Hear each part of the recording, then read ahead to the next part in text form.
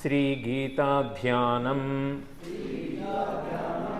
पार्थाय प्रतिबोधितां भगवता नारायणेन स्वयं व्यासेन ग्रथितां पुराणमुनिना मध्ये महाभारतम् अद्वैतामृतवर्षिणीं भगवतीम् अष्टादशाध्यायिनीम् अम्ब त्वामनुसन्दधामि भगवद्गीते भवद्वेषिणीं नमोऽस्तु ते व्यासविशालबुद्धे फुल्लारविन्दायतपत्रनेत्रा येन त्वया भारततैलपूर्णः प्रज्वालितो ज्ञानमयः प्रदीपः प्रपन्नपारिजाताय स्तोत्रवेत्रैकपाणये ज्ञानमुद्राय कृष्णाय गीतामृतदुहे नमः। वसुदेवसुतं देवं कंसचाणूरमर्दनं देवकी परमानन्दं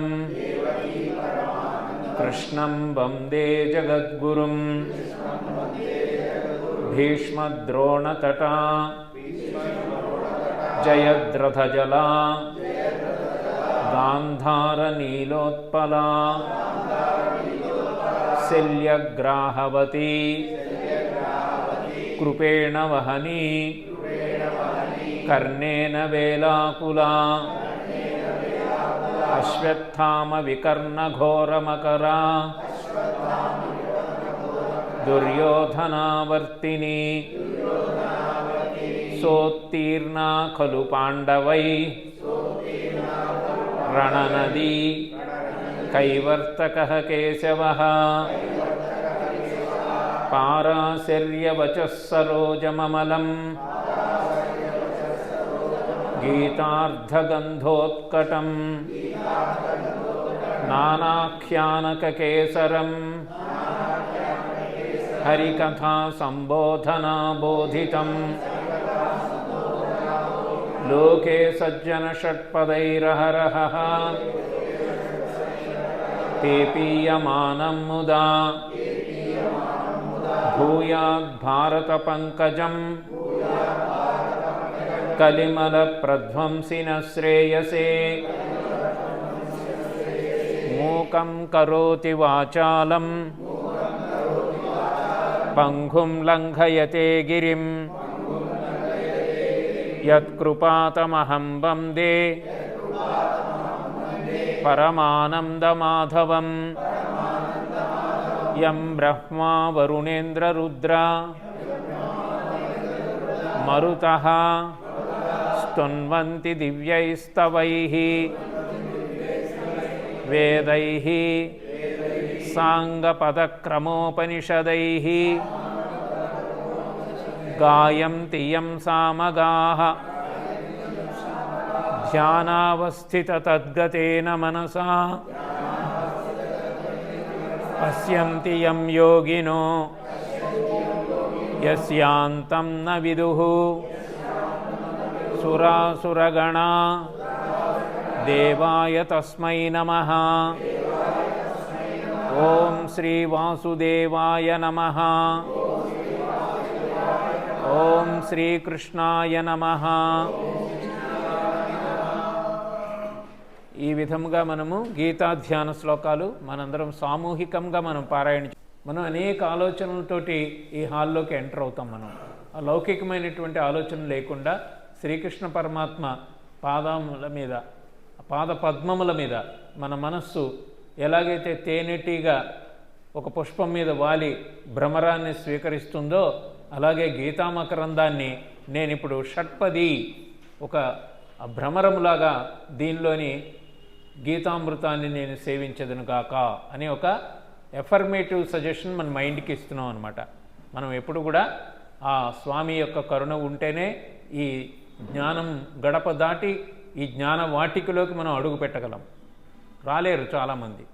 వచ్చిన తర్వాత కూడా మనసుని స్థిర చిత్తంతో దాని మీద ఉంచుకొని ఈ గీతాధ్యాన శ్లోకాలు ద్వారా మనం స్థిరపరచుకొని ఆయన ఇచ్చేటటువంటి జ్ఞానాన్ని మనం ఆస్వాదిద్దాం. ఎన్నో వేల సంవత్సరముల క్రితము వ్యాసుల చేత గ్రంథస్థమైనటువంటి ఈ పరావిద్య మనకి దొరకడం అనేటటువంటిది ఈ కలికాలంలో మన పూర్వజన్మ సుకృతం. అది చక్కగా ఇందిరానగర్ కాలనీ వాళ్ళు ఈ విధమైనటువంటి కార్యక్రమానికి నన్ను ఆహ్వానించినందుకు వాళ్ళకి నేను కృతజ్ఞతలు తెలియజేస్తూ ఇవాళ 4వ ప్రసంగంలోకి మనం వెళుతున్నాము. 4వ ప్రసంగం మనకి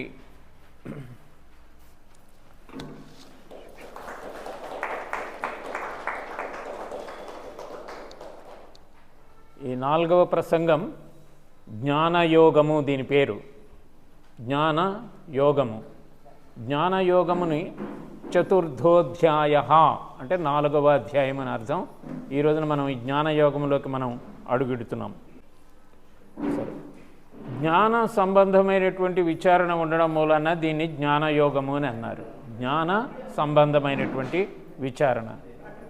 దీంట్లో ఈ యోగంలో మనకి జ్ఞానాన్ని ఒక తపస్సులాగా చెప్తారు, జ్ఞానాన్ని ఒక యజ్ఞంలాగా చెప్తారు, జ్ఞానాన్ని ఒక ఖడ్గములాగా తీసుకొని అజ్ఞానాన్ని ఛేదించమని చెప్తారు, జ్ఞానం అనే నౌకని వెక్కి అవతల తీరానికి చేరండి అని చెప్తారు. అవతల తీరం అని అంటే మోక్షం అన్నమాట. ఈ విధంగా జ్ఞానాగ్ని, జ్ఞాన ఖడ్గము, జ్ఞాన నౌక, జ్ఞాన తపస్సు, జ్ఞాన యజ్ఞము అని ఇన్ని మాటల్ని ప్రయోగించారు గనక ఈ అధ్యాయం పేరు జ్ఞాన యోగము. ఎంత బాగా చెప్పారో చూడండి. జ్ఞానము ఈజ్ పినాన్స్, యజ్ఞం. జ్ఞానము is a ship which carries you to the other shore, అవతల తీరానికి చేర్చేటటువంటి ఒక నౌక. జ్ఞానం ఈజ్ ఎ స్వర్డ్, ఒక ఖడ్గం. అది దేనికది? ఇతరులను హింసించడానికి కాదు, నీలో ఉండే అజ్ఞానాన్ని తీయించడానికి. అది ఎంత బాగా చెప్తున్నారో. జ్ఞానం అనేది అగ్ని, నీలో ఉండేటటువంటి అజ్ఞానాన్ని దగ్ధం చేసేటటువంటిది జ్ఞానాగ్ని. కాబట్టి అధ్యాత్మ జ్ఞాన విశేషాన్ని చెప్పింది కనుక దీన్ని జ్ఞానయోగం అని పేరు పెట్టారు. ప్రతి యోగానికి దాంట్లో స్పెసిఫిక్గా ఏమి నాలెడ్జ్ ఇస్తున్నారు అన్నది చెప్తున్నారు మనం, అది గుర్తించాలి. అయితే జ్ఞానమే అనేటటువంటిది కర్మ ద్వారా వస్తుంది అనేటటువంటిది కూడా మనం తెలుసుకోవాలి. కర్మ అనేటటువంటిది ఏముందంటే మన అంతరంగ పరిశుద్ధతకి దారి తీస్తుంది, అక్కడితో ఆగిపోకూడదు, దాన్ని జ్ఞానముగా మార్చుకోవాలి అనేటటువంటిది మనకి దీంట్లో చెప్తారు. దీంట్లో 5 ముఖ్య విషయాలు ఏమున్నాయి అంటే జ్ఞానము యొక్క ప్రతిభ, జ్ఞానము ఎంత గొప్పది, దాని యొక్క మహాత్మ్యాన్ని చెప్తారు. మనందరం కూడా ఆల్మోస్ట్ ఇక్కడ ఉన్న వాళ్ళందరూ కూడా సీనియర్ సిటిజన్స్. మనందరికీ జీవితం ఎన్నో పాఠాలు నేర్పింది, ఎన్నో సమస్యలను మనం ఎదుర్కొన్నాం. ఉద్యోగాల్లో కానీ కుటుంబ వ్యవహారాల్లో కానీ అన్నిటిని మనం చక్కగా భగవంతుడి కృప వలన మనం కొంతవరకు సఫలీకృతం అయ్యాము. ఇంకా ఆఖరణ మనకి భగవద్గీత చెప్పేది ఏమిటి అని అంటే నువ్వు కర్మల ద్వారా కొంత జ్ఞానాన్ని సంపాదించావు, ఆ జ్ఞానాన్ని అధ్యాత్మ జ్ఞానంతో దాన్ని మేళవించు. ఇప్పుడు దానికి ఆ పరిమళం అబ్బు, దానికి ఒక ఫ్రాగ్రెన్స్ ఇయ్యి. దానివల్ల నువ్వేంటంటే ఉత్తమమైనటువంటి ఆనందమయమైనటువంటి జీవితాన్ని గడపడానికి ఉపయోగపడుతుంది అని చెప్తున్నారనమాట. కర్మ ఏం చేస్తుందని అంటే చిత్తశుద్ధికి దారి తీస్తుంది. రమణ మహర్షి గారు కూడా ఉపదేశ సారంలో అదే చెప్పారు. కర్తురాజ్ఞయా ప్రాప్యతే ఫలం కర్మ కింపరం కర్మ తజ్జడం కృతిమహోదధౌ పతన కారణం ఫలమశాశ్వతం గతి నిరోధకం ఈశ్వరార్పణం నేచ్ఛయా కృతం చిత్తశోధకం ముక్తి సాధకం. ఎంత బాగా చెప్పారండి రమణ మహర్షి. ఉపదేశసారము గీతాసారమే ఆయన ఇచ్చింది. ఇంకా కూడా చిత్తశోధకం ముక్తి సాధకం. It purifies your intellect, it purifies your mind, then automatically జ్ఞాన డిసెంట్స్. సూర్యుడు ఎలాగైతే ఉదయిస్తాడో జ్ఞానాన్ని సూర్యుడితో కూడా పోలుస్తారు. ఇంకో గొప్ప విషయం ఏంటంటే ఇవాళ రథసప్తమి రోజునే జ్ఞానం గురించి సూర్యుడిని మనం ప్రస్తావించేటప్పుడు జ్ఞానయోగంలో మనం వెళుతున్నాం.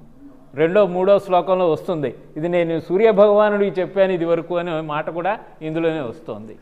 అర్థమైందా? కాబట్టి ఇవాళ మనం చాలా అదృష్టం మనకి. రథసప్తమి రోజున ఈ జ్ఞానయోగాన్ని మనం ఇంత చక్కటి వాతావరణంలో, సిటీలో మీరు ఏ మూలకి వెళ్ళండి, ఎక్కడికి వెళ్ళినా కూడా చాలా గందరగోళంగా, అస్తవ్యస్తంగా, మనుషులను ఒకళ్ళనొకొకళ్ళు కంపేర్ చేసుకుంటూ ఒకళ్ళనొకొకళ్ళు ఎన్నో రకాలైనటువంటి ప్రభావాలకు లోనై మనుషులు చాలా అవస్థలో ఉంటారు. మనం ఈ సరస్వతి గ్రంథాలయంలో ఇప్పుడు కూర్చున్న 20 నిమిషాలు మాత్రం మనం జ్ఞానాన్ని దోసెళ్లతో పట్టి ఆనందంగా మనం సేవిస్తున్నాం. అందుకనే వ్యాసప్రసాదం. అందుకే ఏమన్నాం, నమోస్తుతే వ్యాస విశాల బుద్ధే ఫుల్లార విందాయత పత్రనేత్ర ఏనత్వయా భారత తైలపూర్ణ అని మనం చెప్పుకున్నాం. ఆ వ్యాసులు వారు ఇచ్చినటువంటి ఈ ప్రసాదాన్ని ఇవాళ 4వ అధ్యాయాన్ని మనం స్థిర చిత్తంతో దీన్ని స్వీకరిస్తున్నాము. మొట్టమొదటి శ్లోకంతో మనం మొదలు పెడదాం. శ్రీ భగవానువాచ ఇమం వివస్వతే యోగం ప్రోక్తవానహమవ్యయం వివస్వాన్మనవే ప్రాహం మనురిక్ష్వాకవే బ్రవీత్. ఇమం అంటే దీన్ని, ఇదం అన్నా ఇమం అన్నా ఇది అని అర్థం. ఇమం వివస్వతే యోగం. యోగం అంటే నిష్కామ కర్మయోగాన్ని. నిష్కామ కర్మయోగాన్ని ఎవరికి చెప్పాను నేను? వివస్వతే. వివస్వతే అంటే సూర్యుడు అనమాట. నేను ఇదివరకు సూర్యుడికి చెప్పానయ్యా అని చెప్తున్నారు. ఏం చెప్పాను నేను? అవ్యయమైనటువంటిది. ప్రోక్తవాన్ అహం. అహం అంటే నేను. అవ్యయమైనటువంటి అక్షరమైనటువంటి ఈ జ్ఞానాన్ని ఆయనకి చెప్పాను, సూర్యుడికి. ఆయన ఏం చేసినారు? వివస్వాన్ అంటే సూర్యుడు మనవే మనువుకి చెప్పాడట. ప్రాహం అంటే చెప్పారు. ఆయన ఏం చేశారు?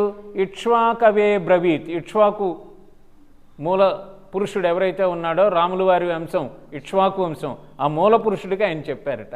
అలాగే ఏం చెప్తున్నారు? ఈ విధంగా ఈ జ్ఞానం ఇదివరకే నేను చెప్పబడినది నీకు ఇప్పుడు చెప్తున్నాను. You are lucky fellow. ఎప్పుడో సూర్యుడికి ఇచ్చింది, ఆయనకి ఇచ్చింది, ఆయన ఇక్ష్వాకుడికి ఇచ్చింది.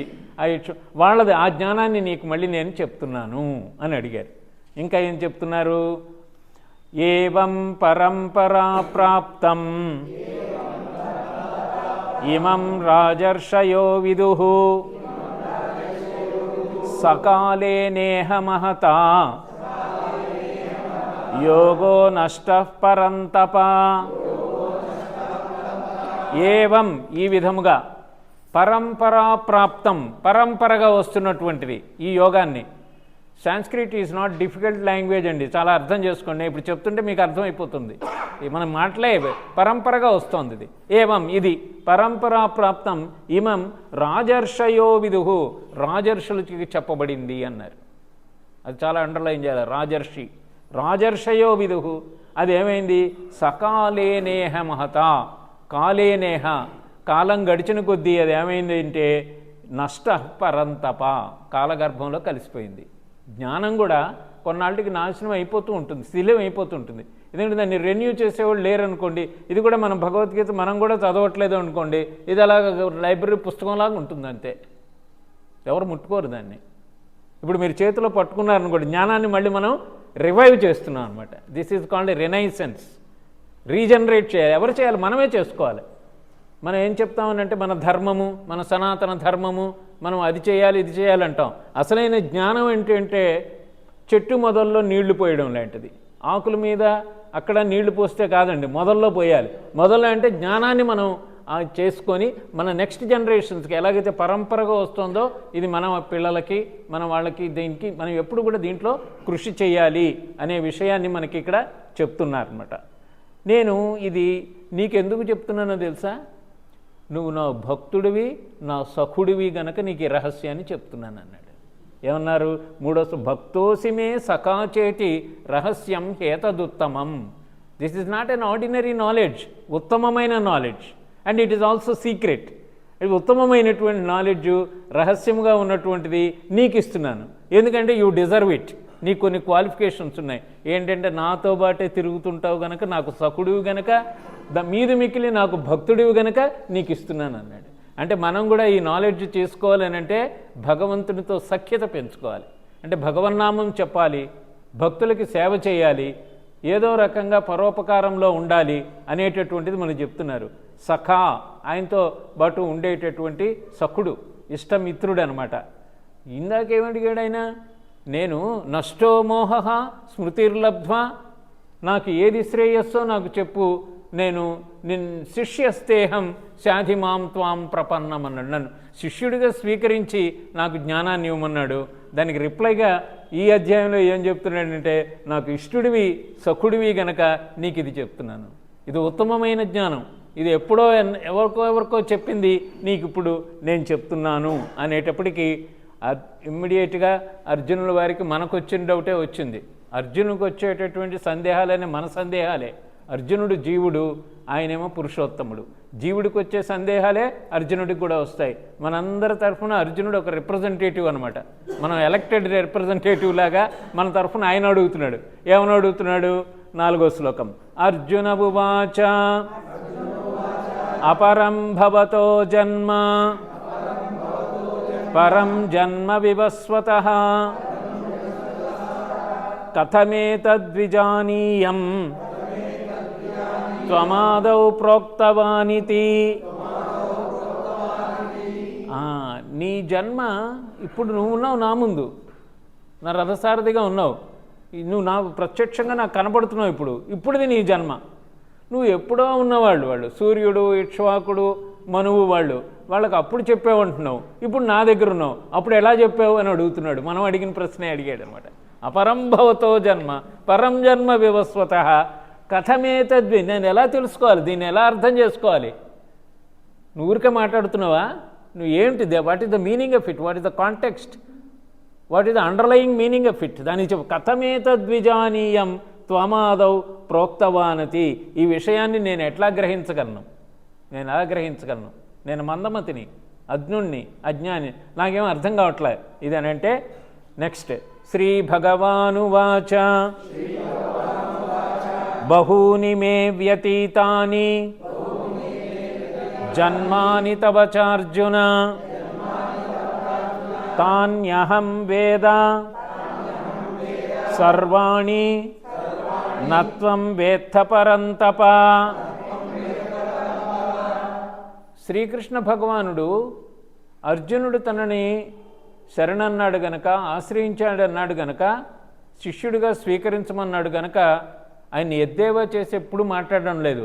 ఇక్కడ అర్జునుడిని ఏమంటున్నాడు? ఓ అజ్ఞాని, నీకు తెలియదని అడిగావుగా నేను చెప్తున్నాను ఎప్పుడు అనట్లా.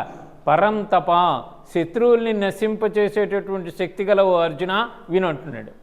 అంటే టీచర్ ఎప్పుడైనా స్టూడెంట్ సరిగా చదవకపోతే వాళ్ళలో ఉండేటటువంటి వీక్నెస్ని పాయింట్అవుట్ చేయకూడదు, వాడు ఉండే స్ట్రెంగ్త్ని పాయింట్అవుట్ చేయాలి. అది చెప్తున్నారు. అంటే anybody can learn from Bhagavad Gita. Bhagavad Gita ఎప్పుడో చెప్పింది ఇప్పుడు ఎందుకు రెలవెంట్ అని అంటే, at every time it is relevant. It is a universal message, an inspiring message that touches the lives of all the people in all walks of life across the globe అన్నాడు ఒక ఆయన, across the world. దానికి ఈ మతం ఏమి లేదు, ఎవరికైనా కూడా. అందుకే అందరూ చదువుతున్నారు ఇప్పుడు దీన్ని, భగవద్గీతని. నీకు చాలా జన్మలు నాయి గడిచిపోయినాయి, నీవు గడిచిపోయినాయి, కానీ గడిచిపోయి బహూని మే వ్యతీతాని. వ్యతీతాని అంటే గడిచిపోయినాయి. ఎన్నో జన్మలు నీవి నావి గడిచిపోయినాయి, కానీ నీకు అవి గుర్తులేవు, నాకు మాత్రం గుర్తున్నాయి. ఎందుకు తెలుసా? నేను పురుషోత్తముణ్ణి.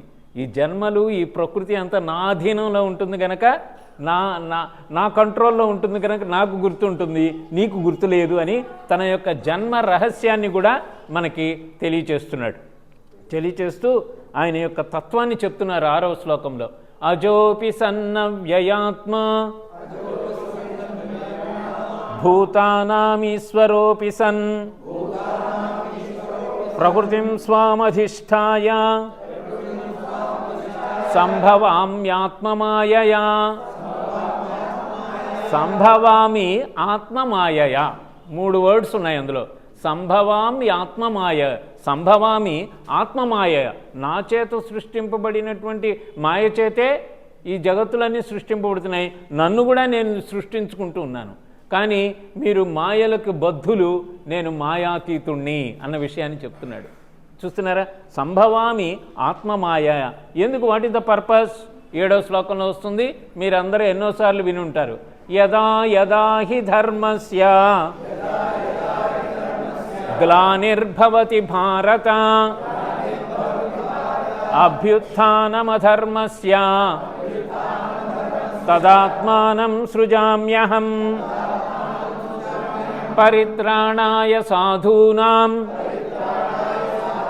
వినాశాయ చ దుష్కృతాం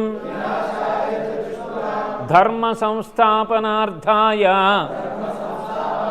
సంభవామి యుగే యుగే.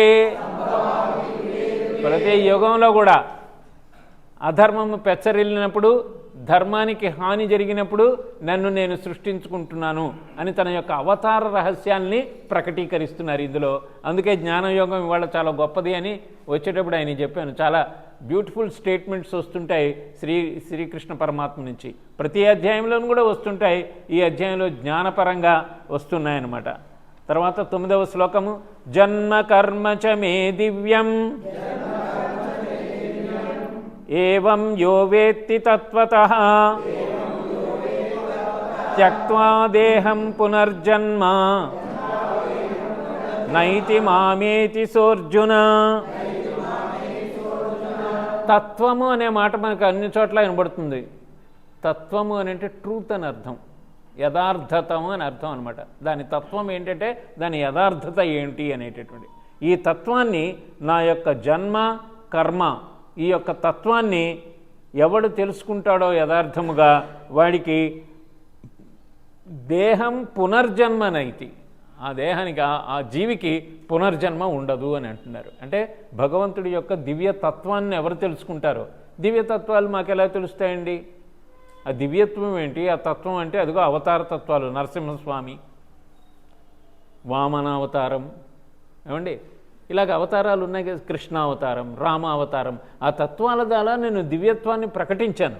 అవి ఎవరు తెలుసుకుంటారో వాళ్ళకి మళ్ళీ పునర్జన్మ ఉండదు అని అన్నారు. అంటే అలా తెలుసుకున్నటువంటి వాళ్ళు సంస్కరింపబడతారు, వాళ్ళ గుణాలు వాటి ద్వారా అనేటటువంటిది. అయితే ఇవి మీరు తెలుసుకోవడానికి మనకి ఏమి క్వాలిటీస్ ఉండాలో ఇమ్మీడియట్గా 10వ శ్లోకంలో చెప్తున్నారు. ప్రతివాడు ఎందుకు తెలుసుకోవడం లేదు అంటే దెర్ ఆర్ సర్టెన్ డెఫిషియన్సీస్. అందులో కొన్ని లోపాలు ఉన్నాయి, కొన్ని లోటుపాట్లు ఉన్నాయి. ఆ లోటుపాట్లు ఏమున్నాయి, అవి ఎలా సవరించుకుంటే నువ్వు తెలుసుకుంటావు అనేది 10వ శ్లోకంలో మనకి ఇస్తున్నారు. వీతరాగ భయ క్రోధ మన్మయా మాముపాశ్రితా బహవో జ్ఞాన తపస పూతా మద్భావమాగతా. పూత అని ఉంది. పూత అంటే మనకు వెండి పూత పూసారండి, బంగారం పూత కాదు. పూత అంటే పవిత్రత అని అర్థం. నా భక్తులు కొంతమంది పవిత్రులు అవుతారు. భక్తి ద్వారా వాళ్ళు పవిత్రతను పొందుతారు. ఎందుకని? వాళ్ళు వీత రాగ భయ క్రోధ, రాగము, టూ మచ్ అటాచ్మెంట్ ఉండదు వాళ్ళకి. ఊరికే ప్రతిదానికి భయపడకూడదు. రాగాన్ని, భయాన్ని, కోపాన్ని జయించినటువంటి వాళ్ళు జ్ఞానం అనే తపస్సు ద్వారా వాళ్ళు పవిత్రతను పొందుతారు అని చెప్తున్నారు. ఇప్పుడు మీరు ఈ ఒక 60 నిమిషాల్లో మీకు రాగము లేదు ఉందా? ఇప్పుడు మీ ఇంటి మీద ఏమైనా అటాచ్మెంట్ ఉందా? మీ పిల్లలు ఏం లేదు, ఇక్కడ కూర్చున్నారు అంతే. అంటే పరమాత్మ యొక్క ఇచ్చినటువంటి వాక్కుని ఏదైతే శ్రీకృష్ణ పరమాత్మ ఉవాచ ద్వారా వింటున్నారో అవన్నీ ఆగిపోయినాయి. భయం కూడా లేదు, ఎందుకంటే శ్రీకృష్ణుడి సన్నిధానంలో ఉన్నాం, ఆయన జ్ఞానంలో మనం మమేకమవుతున్నాం. ఎవరి మీద కోపం లేదు. ఇది ఈ గదిలోనే, ఈ హాల్లోనే ఉన్నంతసేపు కాకుండా బయటికి వెళ్ళినప్పుడు కూడా ఇవి కల్టివేట్ చేయాలి. మనం చేస్తే ఏమవుతుంది? అది పూత, పవిత్రులు అవుతారు. వాళ్ళే ఈ రహస్యాల్ని వాళ్ళు తెలుసుకుంటున్నారు. రాగము, భయము, క్రోధము ఒడిచేసి నాయందే చిత్తము లగ్నము చేసినటువంటి వాళ్ళు జ్ఞాన తపస్సు చేత పవిత్రులు అవుతున్నారు. జ్ఞాన తపస్సు అని అంటే స్వాధ్యాయ జ్ఞానం కూడా ఒక తపస్సే. నేను చెప్పాను కదా, మీరు ఈ టైంని, ఈ 60 నిమిషాలని దీనికి కేటాయించారంటే మీరు అది త్యాగం చేశారు కదా. త్యాగమే యజ్ఞం, వదులుకోవడమే యజ్ఞం. యజ్ఞంలో ఎన్ని వదులుకుంటాం మేము. ఆఖరికి యజ్ఞంలో ఏం చేస్తారు, మీ చేత మంత్రాలు చదువు నా ఇదం మమ నా ఇదం మమ నా ఇదం మమ అని చెప్పిస్తాడు. మీరు నాదేం కాదు నాదేం కాదు నాదేం కాదు అని వేస్తానే నాకు అది కావాలి ఇది కావాలి మనసులో అనుకుంటుంటాడు. ఇట్ ఇస్ నాట్ ఏ యజ్ఞ. ఎంత సీక్రెట్ ఉందో చూసారా. నా ఇదం మమ, అసలు నమస్కారము అంటేనే అర్థం ఏంటి, నాదేం లేదని. నా మా, నా అంటే నో, మా అంటే నాదేం లేదు అంటే నాది అహంకారం ఏమీ లేదు. కారం అంటే అహంకారమే, అహంకారం లేదు. మీకు నమస్కారం పెడుతున్నానంటే మీలో ఉండేటటువంటి భగవత్ స్వరూపానికి నేను నమస్కరిస్తున్నాను. అంతేగాని మీ విగ్రహానికి, మీ ఒడ్డు పొడుగు, మీ క్వాలిఫికేషను, మీ డిగ్రీలు, మీ ఉద్యోగము, మీకుండే ఆస్తిపోస్తులు కాదు నమస్కరించేది. నమస్కారము ఎవరిలో అయినా నమస్కరించాలి, నమస్కరించాలి, ఆ భావంతో నమస్కరించాలి. అది చెప్తున్నాను అనమాట. ఇది చాలా అద్భుతమైనటువంటి శ్లోకము. తర్వాత మనం 24వ శ్లోకంలోకి వెళదాం. 24 వెళ్ళబోయే ముందు 11వ శ్లోకం కూడా చెప్పాలి.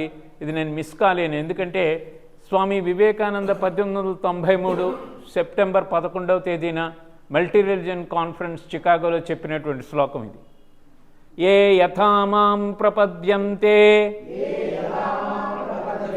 తాంస్తథైవ భజామ్యహం మమ వర్త్మానువర్తంతే మనుష్యాః పార్థ సర్వశః. ఏ యథా మాం, ఎవరు ఏ ప్రకారముగా నన్ను ఆశ్రయించుతున్నారో వారిని ఆ ప్రకారముగా నేను అనుగ్రహించుతున్నాను అన్నాడు. ఇది అక్కడ చికాగోలో చెప్పాల్సిన అవసరం ఎందుకు వచ్చింది? అక్కడ అన్ని మతాల యొక్క పెద్దలందరూ సమావేశమయ్యి వాళ్ళు ఏం చేయడానికి వచ్చారు? మా మతం గొప్పది అని చెప్పుకోవడానికి వచ్చారు అక్కడికి. ఏ మతం వాళ్ళు? షింటోయిజం ఉంది, బుద్ధిజం ఉంది, క్రిస్టియానిటీ ఉంది, దాంట్లో ఉన్న సెక్ట్స్ ఉన్నాయి, రోమన్ క్యాథలిక్స్ ఉన్నారు, ప్రెస్బిటేరియన్స్ ఉన్నారు, ఇంకా అనేక రకాల మతం, జొరాస్ట్రియనిజం ఉంది, అన్నీ ఉన్నాయి అక్కడ, ఇస్లాం ఉంది, అన్నీ ఉంది. ఎవరి మతం యొక్క గొప్పతనాన్ని వాళ్ళు ప్రకటించుకోవాలనంటే ఈయన లేచొచ్చి తాపీగా ఏం చేశాడంటే ఒక బాంబు వేశాడు. అక్కడ ఏం వేశాడంటే ఎవరిని అర్చించినా చేరేది ఒకళ్ళకే, కాబట్టి మనం తగువులు ఆడుకోవాల్సిన అవసరం ఏముంది అన్నాడు. ఎంత బాగా చెప్పారు. మీరు క్లాప్ చేయొచ్చు కదా ఇప్పుడు.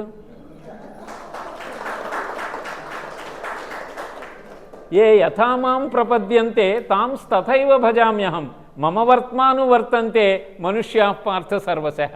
క్లీన్ బౌల్డ్ అనమాట. ఇంకందరూ ఏం చేయాలి? ఇంత పెద్ద స్టేట్మెంట్ ఇచ్చాక మేమేం చెప్పగలం మా మతాల గురించి? అందుకని ఇది చాలా ఇంపార్టెంట్ శ్లోకం అని చెప్పి, ఓ అర్జున, ఎవరు ఏ ప్రకారముగా నన్ను ఆశ్రయించుతున్నారో వాళ్ళని ఆ ప్రకారమే నేను అనుగ్రహించుతున్నాను. కాబట్టి నేను గొప్ప నువ్వు తక్కువ అనేటటువంటి అనకని ఆయన ఇంకొక శ్లోకం శివమహిమ్నా స్తోత్రంలో చెప్పారు. అది రుచీనాం వైచిత్ర్యాం రుజుకుటిల నానాపథజుషాం నృణామేకో గమ్యస్త్వమసి పయసాం మర్ణవైవా. శివమహిమ్నా స్తోత్రము పుష్పదంతుడు అని ఆయన రాశాడు. ఆ శ్లోకాన్ని అక్కడ చదివారు ఆయన. ఏమిటి దీని అర్థం? రుచీనాం వైచిత్ర్యాం, రుచి అంటే నీటికి కూడా రుచి అని పేరు. రుచీనాం వైచిత్ర్యాం, ఈ నీళ్లు అనేక రకాలుగా పర్వతాల మీద పడి సెలయేళ్లులాగా, తర్వాత ఉపనదులు నదుల్లాగా ప్రవహిస్తూ ఉంటాయి. అవి వంకర టింకర మార్గాల్లో ప్రవహిస్తాయి కొన్ని నదులు, కొన్ని స్ట్రైట్గా ప్రవహిస్తాయి. రుజు కుటిల నానాపథజుషాం అంటే రుజు అంటే స్ట్రైట్, కుటిలం అంటే కర్వ్డ్ అనమాట, క్రికెట్. ఏది చేసినా ఆఖరికి వాటి గమ్యం ఏంటి? నృణాం ఏకో గమ్యస్త్వమసి, వాటి యొక్క గమ్యం ఒకటి. అర్ణవం అంటే సముద్రము. సముద్రంలో చేరేదాకానే ఇవన్నీ పేర్లు. సముద్రంలో చేరిపోయిన తర్వాత ఏమీ లేదు, అంతా సముద్రమే అయిపోయింది. అలాగే మన మతాలు ఎన్నైనా వంకరగా ఉన్నా స్ట్రైట్గా ఉన్నా పరమాత్మను చేరడానికే ఉన్నాయి. అక్కడ చేరిపోతే అన్నీ ఒకటే అని ఆ స్టేట్మెంట్ కూడా అక్కడ ఇచ్చారు. దాంతో he has become a great spiritual leader for the entire planet అయిపోయినాడు ఆయన వివేకానంద గారు. ఆయన ఏమన్నారంటే సైక్లోనిక్ మాంక్ అన్నారు. ఏమన్నారండి? సైక్లోన్ అంటే ఒక తుఫాన్ లాగా వచ్చి వాళ్ళందరినీ కూడా ఊపేశాడు. మన యొక్క సనాతన ధర్మాన్ని, మన ఉపనిషత్తుల గురించి చెప్పాడు. ఉపనిషత్తుల గురించి ఆయన చెప్తే వాళ్ళు ఆశ్చర్యపోయారు, నివేరిపోయారు. భయాదస్యాగ్నిస్తపతి భయాత్తపతి సూర్య భయాశ్చంద్రశ్చ అగ్నిశ్చ వాయుశ్చ మృత్యుర్ధావతి పంచమహ. కఠోపనిషత్తులో చెప్పాడు ఆయన. ఎవరి భయంతో చంద్రుడు చల్లగా ఉంటున్నాడు, ఎవరి భయంతో సూర్యుడు వేడిగా ఉంటున్నాడు, ఎవరి భయంతో వాయువు సంచరిస్తోంది, ఎవరి భయంతో యముడు పరిగెట్టి అందరి ప్రాణాలు తీస్తున్నాడు, అతనే భగవంతుడు అన్నాడు. భగవంతుడి యొక్క కంట్రోల్లోనే ఇవన్నీ పనిచేస్తున్నాయి. అరే ఈ డెఫినేషన్ మాకెక్కడ దొరకలేదు, ఎక్కడది సార్ వివేకానంద స్వామి, మీరు ఎక్కడి నుంచి ఎవరు మీరు అసలు చెప్పాడు. నేను చెప్పేది ఏంది, ఒక చిన్న తుంపర, ఒక చిన్న ఇసుక రేణువుని నేను చెప్తుంది. మా ఋషులు ఇచ్చింది ఎలా ఉందనంటే ఓ పెద్ద ఎడారిలో ఉన్న ఇసుక రేణువులంత ఉంది, మీరు ఏరుకోలేరు, నేను ఒకటి తెచ్చి మీ ముందు పెడుతున్నాను అన్నాడు. 3.5 ఏళ్ళు ఆయనకి బ్రహ్మరథం పెట్టారు అమెరికాలో. ఎక్కడి నుంచి వచ్చిందని అంటే భగవద్గీత నుంచి వచ్చింది ఈ శ్లోకం. అందుకే నేను మళ్ళీ ఒకసారి చదవాలి మనం ఈ శ్లోకం. ఏ యథామాం ప్రపద్యంతే తాంస్తథైవ భజామ్యహం మమ వర్త్మానువర్తంతే మనుష్యాః పార్థ సర్వశః. మనం చేసేది ప్రతిదీ కూడా భగవత్ స్వరూపంగానే భావించాలి అని చెప్తారనమాట. మనకి ఇప్పుడు దేవునికి అర్పించినటువంటిది ఎక్కడి నుంచి అర్పించాము, దాంట్లో చమురు వేసాము, నూనె వేసాము, దానికి వత్తి వేసాము, దానికి దీపం వెలిగించాము. నూనె నువ్వేమన్నా చేసావా? సూర్యరశ్మి చేత ఆ వేరుశనగ గింజలో ఏవో పండితే అది పిండితే ఆయిల్ వస్తే ఆయిల్ తెచ్చి ఇక్కడ వేసావు, నువ్వు చేసింది ఏమీ లేదు అక్కడ. అంటే భగవంతుడు ఇచ్చినదే భగవంతుడికి ఇస్తున్నావు. ప్రతిదీ అంతే. నువ్వు కూడా ఆ భగవంతుడికి ఇవ్వాలి అనే కోరిక కలిగించింది కూడా ఆయనే అనేటటువంటి అద్భుతమైనటువంటి శ్లోకం మనకి 24వ శ్లోకంలోకి మనం వెళదాం. ఇది పెద్ద పెద్ద ఆశ్రమాల్లో భోజనం చేసేటప్పుడు కూడా అహం వైశ్వానరతో పాటు ఇది కూడా చదువుతారు. అవన్నీ మర్చిపోయాం మనం అంతా కూడా. అందుకే ఇవన్నీ అప్పుడప్పుడు ఇలాంటివి ఏమంటారంటే స్పిరిచువల్ రిట్రీట్స్ అంటారు వీటిని. అప్పుడప్పుడు వచ్చి మనం రెన్యూ చేసుకోవాలన్నమాట. బ్రహ్మార్పణం బ్రహ్మహవిః బ్రహ్మాగ్నౌ బ్రహ్మణాహుతం బ్రహ్మైవ తేన గంతవ్యం బ్రహ్మకర్మ సమాధినా. అర్పించేటటువంటిది యజ్ఞంలోది అది బ్రహ్మమే. అంటే యజ్ఞమునందు వేసేటటువంటి హోమ సాధనాలన్నీ కూడా బ్రహ్మమే, అక్కడి నుంచి వచ్చినాయి. బ్రహ్మార్పణం తర్వాత ఆ అగ్ని కూడా బ్రహ్మమే. బ్రహ్మార్పణం బ్రహ్మహవి, బ్రహ్మ హవిస్సు కూడా బ్రహ్మమే, అగ్ని కూడా బ్రహ్మమే. హోమం చేసేవాడు కూడా బ్రహ్మమే, వాడి చైతన్యం. లేకపోతే ఎలాగా మంత్రం చదివి ఎలా చేస్తున్నాడు, అలాగే హోత కూడా చేసేవాడు, చేయించేవాడు కూడా బ్రహ్మమే. అన్నీ కూడా బ్రహ్మ స్వరూపములే అనే ఏకాగ్ర భావంతో యజ్ఞాది కర్మలను చేసేవాడు కూడా బ్రహ్మనే పొందుతాడు అంటున్నాడు. మనం ఏది చేసినా ఆ భావనతో చేయాలి. ఏదో చేసాం, గంట మోగించేసి వేసేసి ప్రసాదం పెట్టేసి భోజనం చేసి అయిపోయిందిరా ఇవాళ, నువ్వు ఏ భావనతో చేస్తున్నావు అంటే భావన ప్రాధాన్యత ఉంది ఇక్కడ. నీ యొక్క ఆలోచన, నీ యొక్క భావన, ఏ భావంతో చేస్తున్నాము, ఏ భావంతో చేస్తే యద్భావం తద్భవతి. ఏ భావంతో చేస్తే అదే వస్తుంది నీకు. నేనే చేస్తున్నానని అహంకారంతో చేస్తే కారమే వస్తుంది నీకు, అహంకారం వస్తుంది. అహంకారం మళ్ళీ మోహంలో పడతావు. లేదు, భగవంతుడు ఇచ్చాడు, నేను ఈ రోజున ఈయనకి దానం చేసేటటువంటి శక్తిని భగవంతుడు నాకు ఇచ్చాడు, ఆయన నాకు ఆ దానాన్ని స్వీకరించేవాళ్ళలాగా ఆయన ఉన్నాడు కనుక నేను దాతనయ్యాను, కనుక ఆయనకి నమస్కరించమన్నాడు. భియాదేయం శ్రియాదేయం క్రియాదేయం ఒక ఉపనిషత్తు చెప్తుంది ఎలా దానం చేయాలన్నది. సిగ్గుపడుతూ ఇవ్వమన్నారు. అంటే ఆడవాళ్ళు సిగ్గుపడినట్టు సిగ్గుపడడం కాదు అక్కడ. సిగ్గుపడడం ఏంటంటే నేను ఎక్కువ ఇవ్వాల్సింది ఇంకా ఇంతే ఇవ్వగలుగుతున్నానని లోపల అనుకుంటూ ఇవ్వమన్నారట. శ్రద్ధతో ఇవ్వమన్నాడు. శ్రద్ధయాదేయం, శ్రద్ధతో చేసేది కనుక శ్రాద్ధం. పితృకార్యం చేసేది శ్రద్ధతో చేయమన్నారు కనుక దాని పేరు శ్రాద్ధం. శ్రాద్ధంలోనే శ్రద్ధ ఉంది. అశ్రద్ధతో చేస్తే అదేం అందదు పితృదేవతలకి. అంటే మన యొక్క ఉపనిషత్తులు కానీ మన యొక్క వాంగ్మయము కానీ ఎంత శ్రద్ధని గురించి చెప్తుంది. అందుకే ఈయన ఆఖరిలో అంటారు శ్రద్ధావాన్ లభతే జ్ఞానం. శ్రద్ధ ఉన్నవాడికే జ్ఞానం లభిస్తుంది అని. కాబట్టి అన్నీ కూడా బ్రహ్మములే అని చెప్తున్నారు. చెప్తూ నువ్వు చేయాల్సిన యజ్ఞం ఒకటి ఉంది, ఒక టెక్నిక్ చెప్తున్నారు. ఇది మీరు జాగ్రత్తగా ఫాలో అవ్వాలి. 26వ శ్లోకంలోది. ముందు దాన్ని ఎక్స్ప్లెయిన్ చేసి మీకు దాన్ని అందిస్తాను. శ్రోత్రము అంటే ఏమిటి? చెవులు. చెవి ఏం చేస్తుంది? శబ్ద విషయాలను స్వీకరిస్తుంది. దీంతో కూడా ఒక యజ్ఞం చేయొచ్చంట. ఇతర వస్తువులను స్వీకరించకుండా దాన్ని లోపలికి తిప్పి అంతరాత్మలో నేను ఒక యజ్ఞంలో ఒక సమిధిలాగా వేసేస్తున్నాను. అంటే I'm controlling my auditory organ. అదొక యజ్ఞం. కన్ను ఉంది, చక్షు, అదేదో చూసేయాలని ఉంటుంది. నేను ఇప్పుడు ధ్యానంలో కూర్చున్నాను, నేను ఒక యజ్ఞం చేస్తున్నాను. కళ్ళని వస్తువుల వైపు కాకుండా అంతరాత్మగా ఉన్న పరమాత్మ వైపుకి నేను తిప్పుతున్నాను. ఇది ఒక సమిధిగా వేసేస్తున్నాను. So I have controlled my year, my eyes. అలాగే హౌ లక్కీ వీఆర్ టుడే. ఇవాళ రాధసప్తమి రోజున సూర్యుడికి చెప్పబడిన జ్ఞానం, సూర్యుని యొక్క గొప్పదనాన్ని అగస్త్యుల వారికి చెప్పినటువంటిది అన్నీ కూడా ఇవాళ మనం తెలుసుకుంటున్నాం.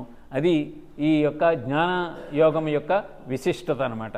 చెప్తూ ఇది చెప్తున్నాను కదా, ఏ ఏ ఇంద్రియాలు ఏ ఏ వ్యవహారాలకు వెళ్తుంటాయో దాన్ని నివర్తంతే. నివర్తంతే అంటే ఏంటి? వాటిని రిఫ్లెక్ట్ బ్యాక్, బ్రింగ్ బ్యాక్.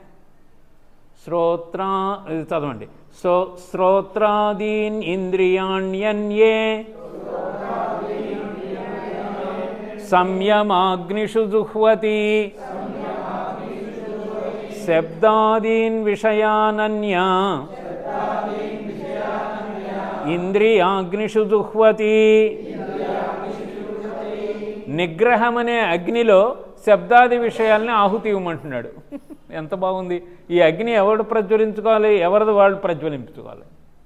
నిగ్రహం అనే అగ్నిలోకి ఈ విషయాలన్నింటిని కూడా మనం చేయాలి. మనం ఎంతసేపు బయటికి వెళ్ళిపోతాం.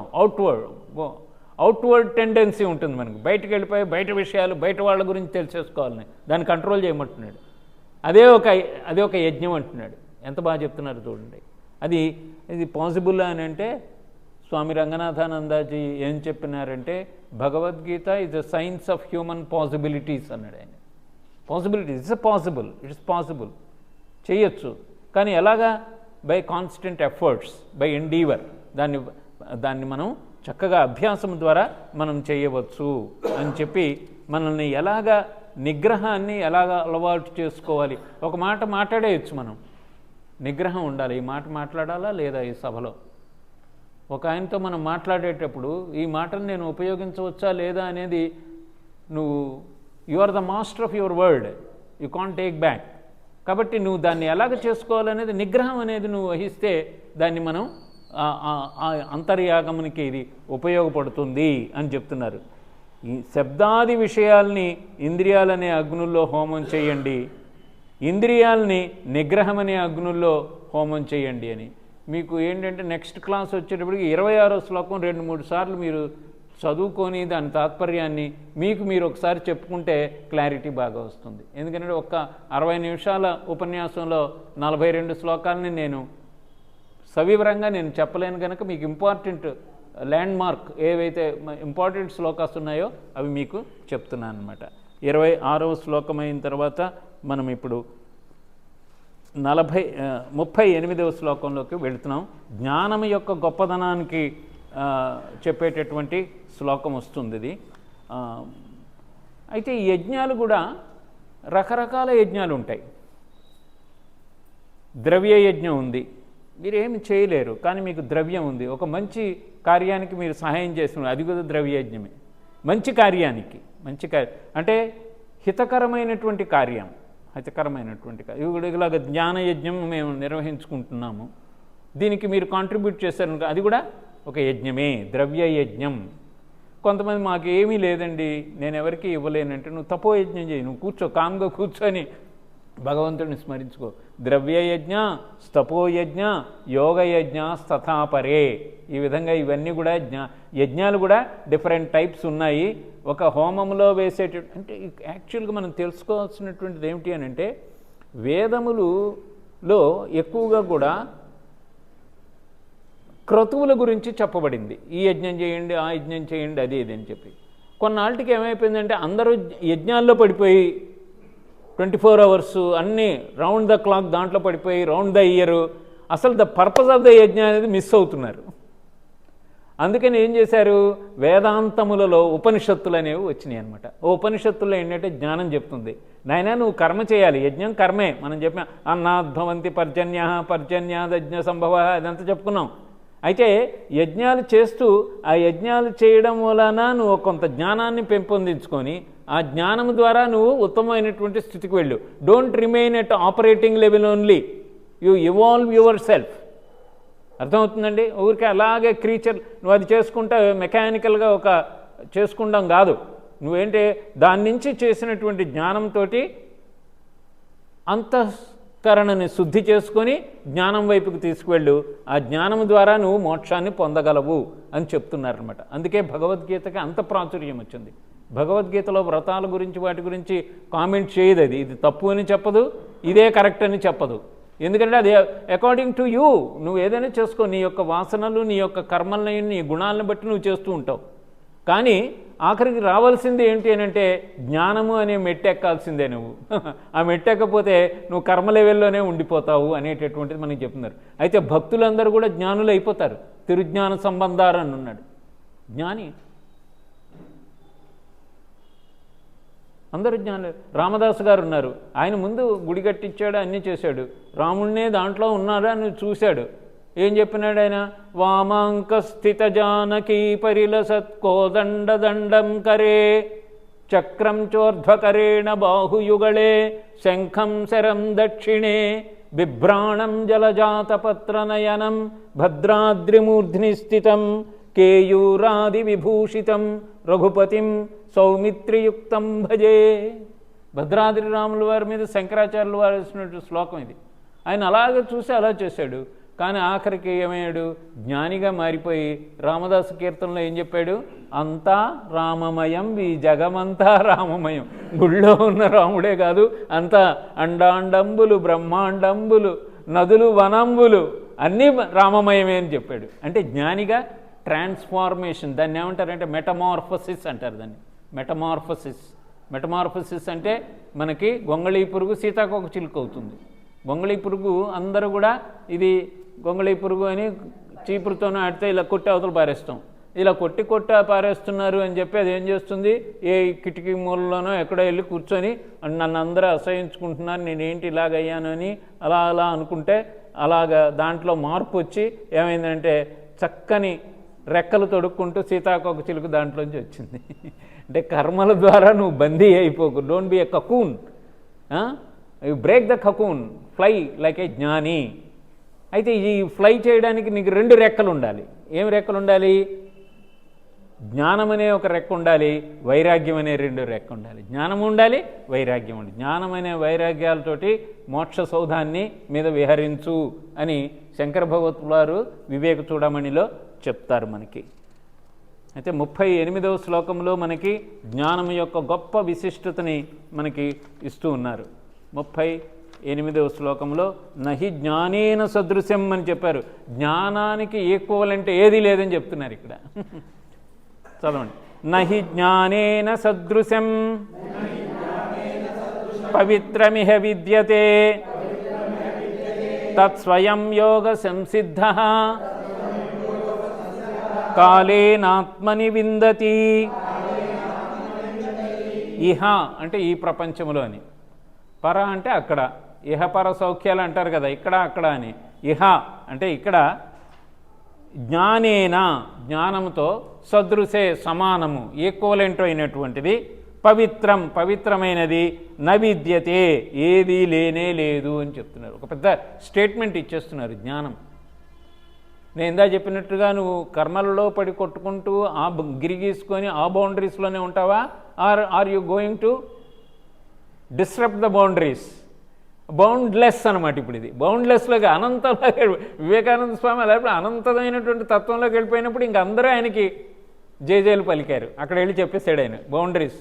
నేను ఇండియన్ని, నేను ఈ క్యాస్ట్ వాడిని, నేను ఈ ప్రావిన్స్ వాడిని, ఈ స్టేట్ వాడిని అనలా. ఐఎమ్ యూనివర్సల్ అనేటప్పటికి ఏమైంది? అందరూ దాన్ని అంటే you have to break the boundaries. ఇప్పుడు కూడా మనలో అసంకుచితమైనటువంటి మనస్తత్వాలు ఉంటాయి. దాన్ని మనీషా పంచకంలో చెప్తాడు ఆయన. ఏమిటి? శంకరాచార్యుల వారు గంగలో స్నానం చేసి వస్తే ఒక చండాలుడు ఎదురవుతాడు. ఆయన అన్నీ రాశారు అప్పటికే. రాసిన అది ఒక లోపల ఉండేటటువంటి గుణాలు, దాని ఉండేటటువంటిది ఏదో కొన్ని ఆచారాల వలన తొలగు గచ్చ అంటాడు. అంటే తొలగు గబుక్కున వచ్చాడు చండాలుడు. కుక్కలో అంతా ఇప్పుడే పవిత్రమైన గంగానదిలో స్నానం చేస్తున్నా అంటే ఇంకా ఇది ఉంది ఆయనలో అంశ. గచ్చేతి అని అంటే ఆ చండాలుడు అడుగుతాడు, దేన్ని తొలగమంటున్నావు నువ్వు అని అడిగాడు. దేనిని తొలగమంటున్నావు? పంచభౌతాత్మికమైనటువంటి ఈ శరీరాన్ని తొలగమంటున్నావా, లేకపోతే నాలో ఉన్న ఆత్మను తొలగమంటున్నావా అని అడిగాడు. అప్పుడే శంకరాచార్యులు గుర్తుపెట్టారు, ఏదో మనిషి ఈయన మామూలు మనిషి కాదు అని చెప్పి. ఒకవేళ అక్కడితో ఆగలేదు ఆ చండాలుడు. ఒకవేళ నన్ను తొలగమనంటే, నా ఆత్మను తొలగమంటే, నా ఆత్మలో జ్యోతిస్వరూపముగా ఉన్నది, నీలో జ్యోతిస్వరూపముగా ఉన్నది ఒకటే కదా, దేన్ని తొలగమంటున్నావు ఇప్పుడు అని అడిగాడు. అక్కడితో ఆగలేదు. నువ్వు ఒకవేళ అట్లా చెప్పినట్టయితే, ఇప్పుడు సూర్యుడి కిరణాలు గంగ మీద పడుతున్నాయి, మా మురికి కాలువ మీద కూడా పడుతున్నాయి, నేను ఉండే గుడిసె పక్కన. ఆ సూర్యకిరణాలకి నేను మురికి కాలువలో నా కిరణాలు పడ్డాయే, గంగలో నా కిరణాలు పడ్డాయే అని ఏమైనా ఆయనకి ఆలోచన ఉంటుందా? అక్కడితో ఆగలేదు. ఈ కిరణాల వలన ఈ మురికితనం సూర్యుడికి అంటుతుందా, ఆ పవిత్రత సూర్యుడికి అంటుతుందా? ఈ విషయాలన్నీ నువ్వు క్లారిఫై చేసి నన్ను పక్కకు తొలగమని అని అడిగి నిలబెట్టేశాడు.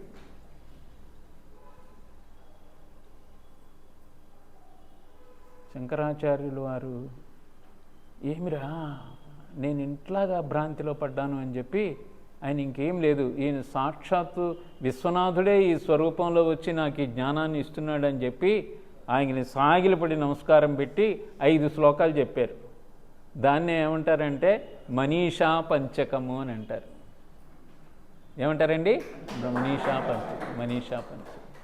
అలాగే సాధనా పంచకము అని కూడా ఒకటి ఇచ్చారు మనకి శంకర భగవత్పాదులు వారు, సాధనా పంచకము.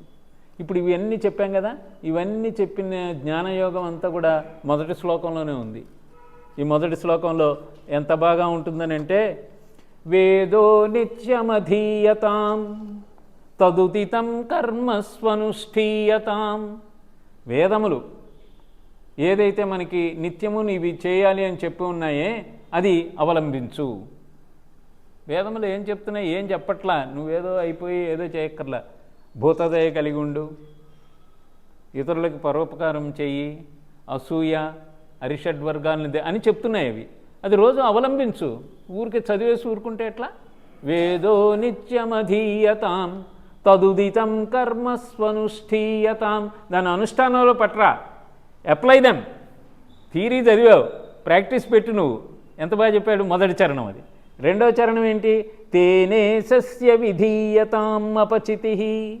నేను చేస్తున్నాను అనేటటువంటి భావన ఎప్పుడూ రానీయకు. నేను ఇప్పుడు చెప్తున్నాను, నేనేం ఆయన యొక్క కరుణ ఉండబట్టి నేను చెప్పగలుగుతున్నాను, నేను వినగలుగుతున్నారు, మనం అన్నీ చేయగలుగుతున్నాం. అది నువ్వు ఎప్పుడు మనసులో అంతర్వాహినిలాగా నీలో ఉండాలి. అది నువ్వు ఈ రోజున చక్కగా ఉన్నావు అని అంటే భగవంతుడి యొక్క కరుణ వలన ఉన్నాం. కాబట్టి అది మర్చిపోకండి. కామ్యే మనశ్చర్యతాం. మనస్సులో నేను ఎప్పుడు రానీయకు. ఏమిటి? అనవసరమైనటువంటి కోరికలు. కామ్యే మనశ్చర్యతాం. ఇప్పుడు ఈ సాధనా పంచకంలో 2 లైనుల్లో 4 క్వాలిటీస్ ఇచ్చారు. వేదే సస్యం అధీయతాం తదుత్యం కర్మస్వనుష్ఠీయతాం తేనే సస్య విధీయతాం కామ్యే మనశ్చర్యతాం. 4 అయినాయా? 8 ఇచ్చారు ఒక్కొక్క స్టెప్లో. ఇలాగా 5 శ్లోకాల్లో 5 × 8 ఎన్ని ఇచ్చారు? 5 × 8 అండి 40 ఇచ్చారు. 40 స్టెప్స్. దీన్ని సాధనా పంచకము అని అంటారు. 4 అయినాయి కదా. 5వది అంటే పాపౌఘౌ పరుధీయతాం. ఎప్పుడు కూడా అపవిత్రమైనటువంటి వాటిని దగ్గరికి రాని. ఇదివరకు ఎప్పుడైనా చేసేస్తుంటే కుక్క మీద నీళ్లు పోస్తే ఇలా దులుపుకుంటుంది కదా, అలా దులుపుకో అంటున్నాడు. పరిధూయతాం అంటాడు. అలాంటి దగ్గర రానీకు. నీ మనసులో ఆ పరిధీయతాం అనేది మాట చాలా గొప్పదనమాట. ఇలా దులుపుకోవడం అనమాట. ఏదైనా ఉంటే అలాంటి దగ్గరికి రానీయకు. ఇంకేం చెప్తున్నారు? భవసుఖే దోషానుసంధీయతాం. ఈ సుఖాలు వీటిల్లో కూడా అంత దోషం ఉందని కనిపెట్టు. ప్రతి దాంట్లో కూడా సుఖం అంటే దాని వెనక దోషం కూడా ఉంది. అది ఎప్పుడు గుర్తు చేసుకుంటుండు. ఆత్మేచ్ఛా వ్యవసీయతాం. ఇప్పుడు 4వ అధ్యాయంలో మాటకు వచ్చేసాడు. ఆత్మలో నువ్వు విహరిస్తూ ఉండు. ఆత్మేచ్ఛ వ్యవసీయతాం. వ్యవసీయతాం అంటే వ్యవసాయం చేయడం. వ్యవసాయం చేయడం అంటే ఏంటంటే కృషి చేయడం అని అర్థం. అందుకే వ్యవసాయదారుడిని ఏమంటారు? కృషీవలుడు అంటారు. నువ్వు ఒక కృషీవలుడు కా అని చెప్తోంది సాధనా పంచకం. ఏం కృషీవలుడు? పొలం దున్నక్కర్లా, నీ మనస్సుని ఎప్పుడు కూడా ఆత్మ జ్ఞానం వైపుకు తిప్పు. ఆత్మేచ్ఛా వ్యవసీయతాం నిజగృహాత్తూర్ణం పరిగమ్యతాం. నువ్వు నేను అనేటటువంటి దానిలోంచి బయటికి రా అని చెప్పి మొదటి శ్లోకమే నేను తీసుకున్నాను. ఇవాళ మిగతా శ్లోకాలు ఇంకా మనం వేరే అధ్యాయాల్లో ఉన్నప్పుడు మనం తీసుకుందాం. ఇట్లాగా ఈ సాధనా పంచకము అని నేను నేనని చెప్పుకోకూడదు, అహంకారం వస్తుంది. శంకర భగవత్పాదులు వారు రాసినటువంటివి ఇవి చాలా క్లిష్టంగా చాలామంది కామెంటరీస్ రాశారు. నేను మన తెలుగు మీకు ఎలాగా అర్థమయ్యేలాగా చెప్తున్నటువంటి భాషలో సరళంగా నేను రాసి ముద్రింపించానమాట. నా దగ్గర కొన్నే కాపీలు ఉన్నాయి, ఒక 5 కాపీలు ఉన్నాయి నా దగ్గర. కావాల్సిన వాళ్ళు తీసుకోవచ్చు. తీసుకొని దాంట్లో ఫోన్ నంబర్ ఉంటుంది. మళ్ళీ నేను ప్రింట్ చేయాలి మనం ఇలాంటివి కనుక మీరు ప్రైస్ కూడా మీరు ఆ ఫోన్ నంబర్కి మీరు గూగుల్ పే చేయవచ్చు. 5 కాపీలు అవి నేను ఎవరికి ఇస్తాను? ఎవరో రామంగారికి ఇస్తాను, అవి తీసుకోవచ్చు. సో ఇప్పుడు నహి జ్ఞానేన సదృశం పవిత్రమిహ విద్యతే. జ్ఞానానికి కన్నా పవిత్రమైనది ఏది లేదు అని చెప్పి మరి జ్ఞానం ఎలాగొస్తోంది? 39వ శ్లోకం. శ్రద్ధావాన్ లభతే జ్ఞానం తత్పర సంయతేంద్రియః జ్ఞానం లబ్ధ్వా పరాం శాంతిం అచిరేణాధిగచ్చతి. శ్రద్ధావాన్ లభతే జ్ఞానంలో 8 అక్షరాలు ఉన్నాయి. ఇది అష్టాక్షరీ మంత్రం అన్నాడు ఒక ఆయన. శ్రద్ధావాన్ లభతే జ్ఞానం 8 అక్షరాలు. అంటే శ్రద్ధ ఉంటేనే జ్ఞానం లభిస్తుంది. మీరు శ్రద్ధగా వచ్చి ఇక్కడ కూర్చున్నారు కనుక ఈ జ్ఞానం వస్తుంది. ఏమంటే ఇదే సమయం మనం ఈ 50 నిమిషాల్లో ఎన్నెన్ని పనులు చేసేవాళ్ళం ఇంటి దగ్గర, అవన్నీ బంద్ చేసి ఇక్కడ వచ్చాం కనుక ఈ శ్రద్ధగా వస్తుంది. ఆ జ్ఞానం వస్తే ఏమవుతుంది? జ్ఞానం లబ్ధ్వా రిజల్ట్ కూడా చెప్తున్నాడు. పరాం శాంతిం అచిరేణాధిగచ్చతి.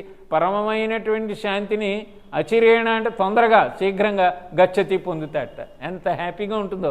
మీరు భగవద్గీతని మనం అన్ని చేయాల్సినవి అన్నీ చేసి పెట్టేసాం, ఇంకా అయిపోయింది. భగవద్గీతను చక్కగా తీసుకొని దాన్ని మనం చక్కగా ఇందాక చెప్పినప్పుడు అంతర్యాగం చేసుకుంటూ స్వామినామం చెప్పుకుంటూ దానిని శ్రద్ధతోటి ఆ జ్ఞానాన్ని మనం లోపల ఆత్మానందానికి బాటలు పరుచుకుంటూ ఉంటే పరమమైనటువంటి శాంతి వస్తుంది అని చెప్తున్నారు. చిరేణాది ఊరికి అక్కడ తిరిగి ఇక్కడ తిరిగి అక్కర్లేదు. You can SIT at a place in a solitary place.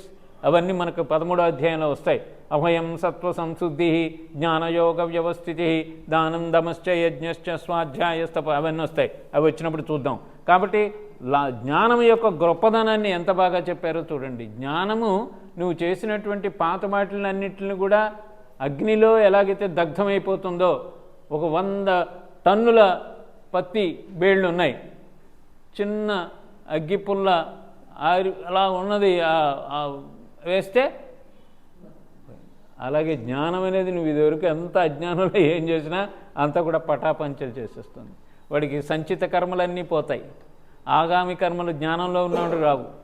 ఈ ప్రారబ్ధ కర్మలు అయితే భగవత్ ప్రసాదంగా స్వీకరిస్తూ హాయిగా జీవిస్తాడు. 3 రకాల కర్మలు ఉన్నాయి.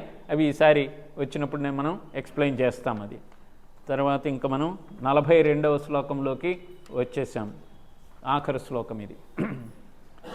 తస్మాదజ్ఞాన సంభూతం కృత్స్నం జ్ఞానాసినాత్మనః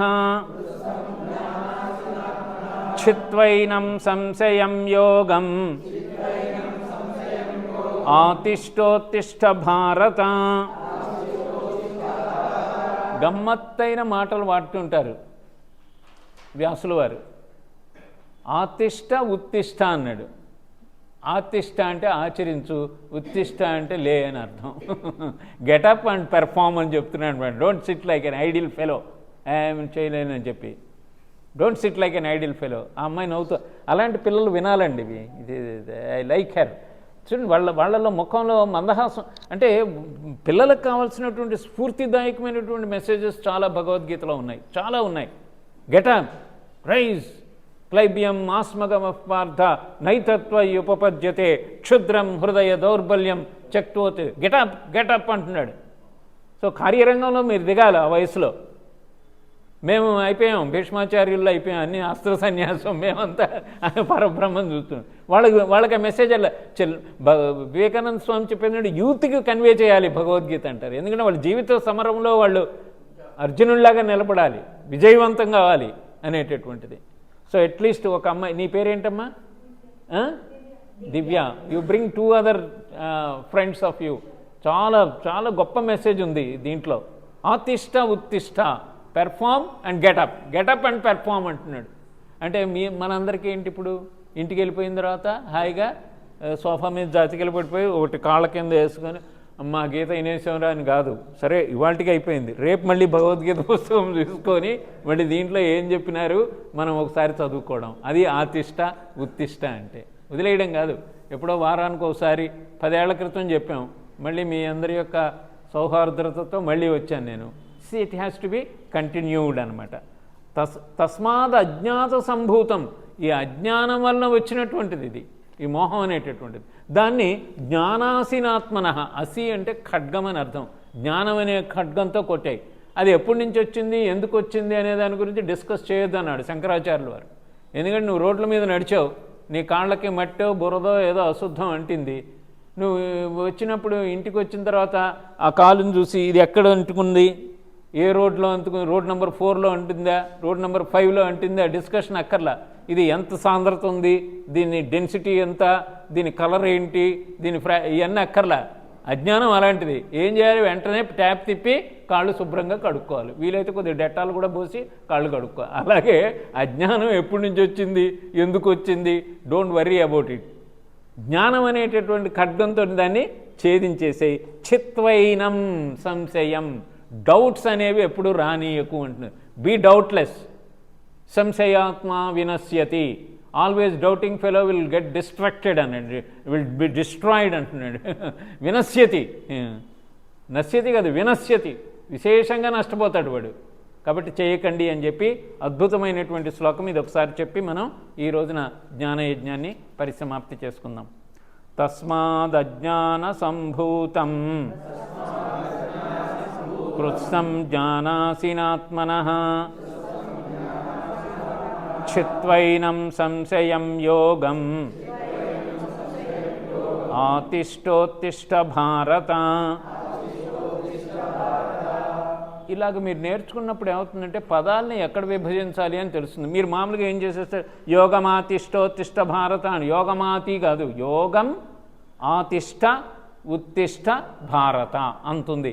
అలాగైతే విడదీసేసారనుకోండి మీకు పదాల యొక్క అర్థం కూడా తొందరగా వచ్చేస్తుంది అనమాట. ఆతిష్ట ఉత్తిష్ట, ఆచరించు లే అని చెప్పారు. ఇది శ్రీమద్భగవద్గీతాసు ఉపనిషత్సు బ్రహ్మ విద్యాయాం యోగశాస్త్రే శ్రీకృష్ణార్జున సంవాదే జ్ఞానయోగో నామ చతుర్థోధ్యాయః. సర్వం శ్రీకృష్ణార్పణమస్తు.